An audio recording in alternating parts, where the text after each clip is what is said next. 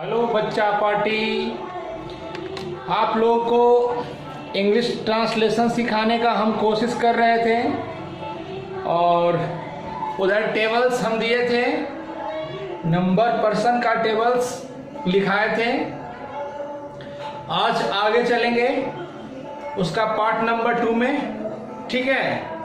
तो इसमें ट्रांसलेशन सीखने से पहले हम लोग को 3 चीज के बारे में जानकारी प्राप्त करना बहुत जरूरी होता है, ठीक है। सब्जेक्ट के बारे में, वर्ब के बारे में और ऑब्जेक्ट के बारे में। उसके बाद आराम से ट्रांसलेशन हम लोग स्टार्ट कर लेंगे, लेकिन 3 वर्ड के बारे में हम लोग जानकारी अच्छा से कर लें, सब्जेक्ट, वर्ब और ऑब्जेक्ट, ठीक है। उसके बाद आसानी से हम लोग ट्रांसलेशन बना सकते हैं। टेबल्स हमने दे दिया है पार्ट नंबर 1 में, ठीक है। टेबल्स आप जाकर देख लीजिए, नंबर और पर्सन का टेबल्स दिया हुआ है।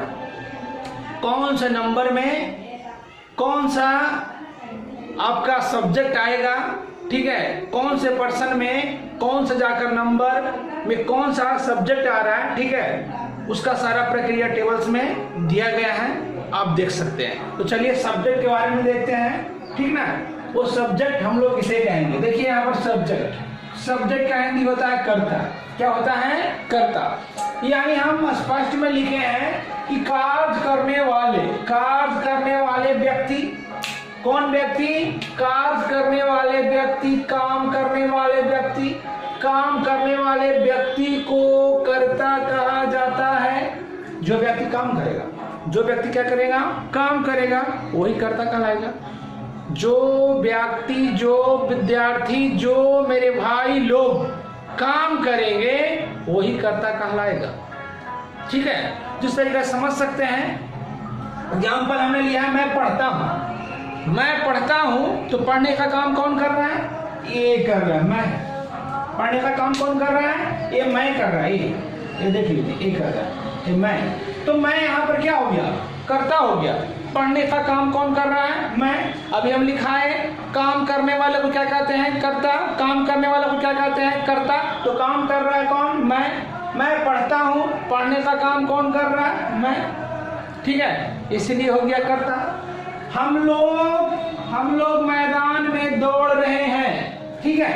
हम लोग मैदान में दौड़ रहे हैं, तो मैदान में कौन दौड़ रहा है?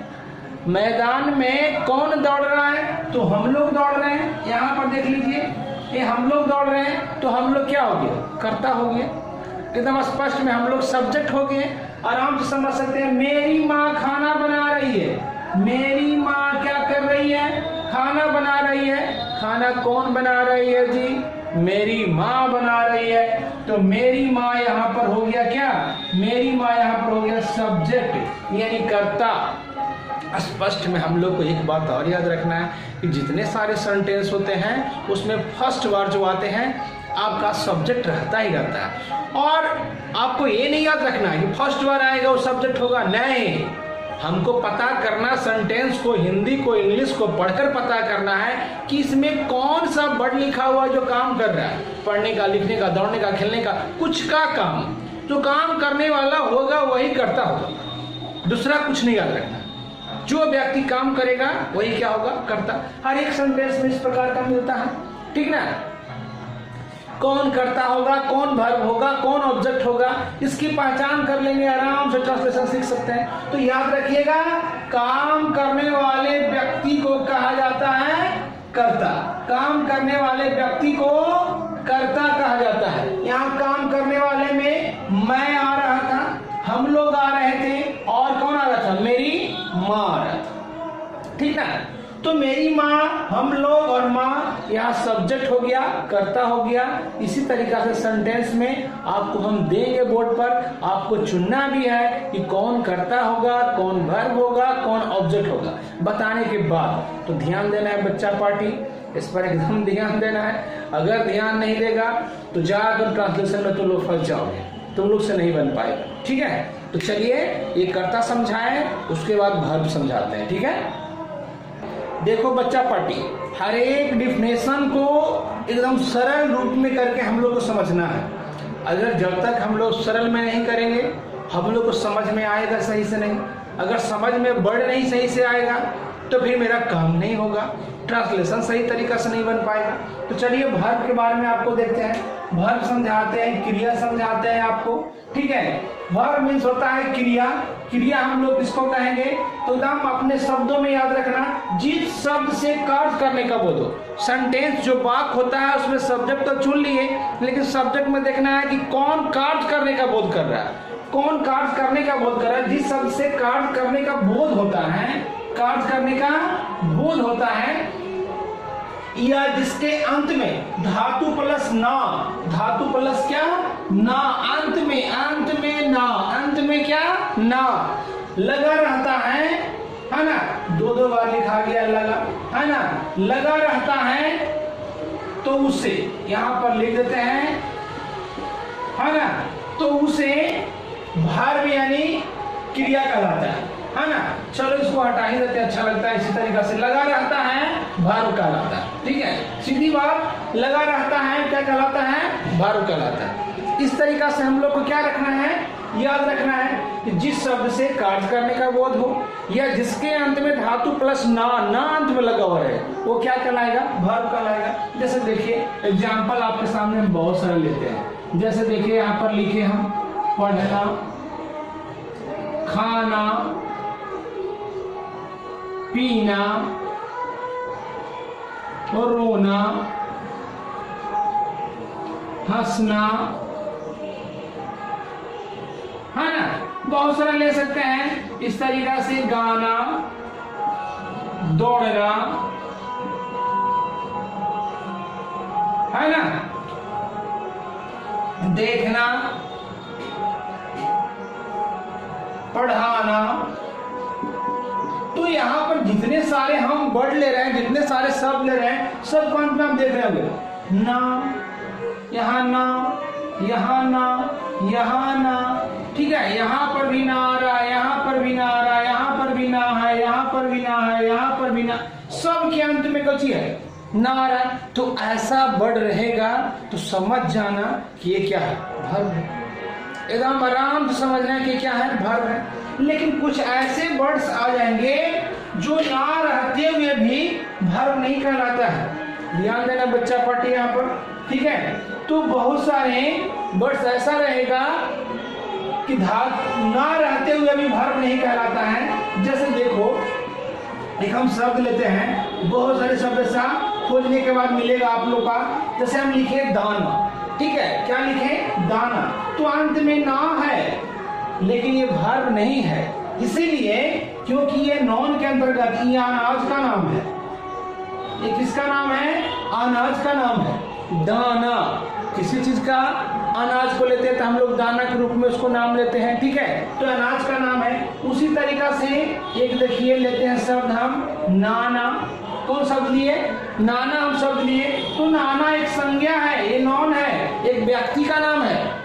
जो सबके नाना होते हैं नहीं, सबके एक नाना होते हैं नहीं, तो नाना एक व्यक्ति का नाम है, इसीलिए ये आपका वर्ब होगा नहीं। चलिए, तो इस तरीका का कोई भी शब्द मिले उसको स्पष्टीकरण करिएगा।